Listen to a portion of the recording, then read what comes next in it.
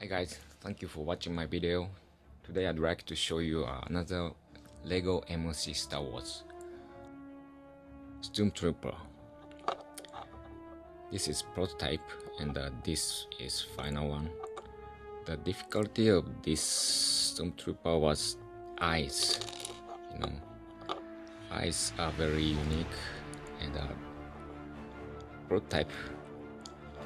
I just put these parts dropped into the tent like this, and I don't know how to hold this, and I used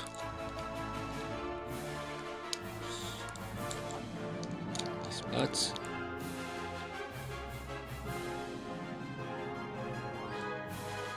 But it seems like a toy poodle.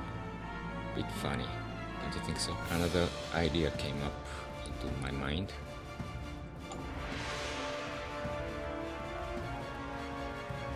Hold eyes by these parts, these hinge parts.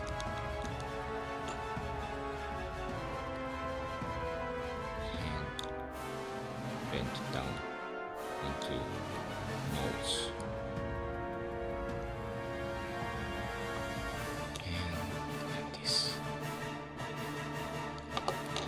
How do you think?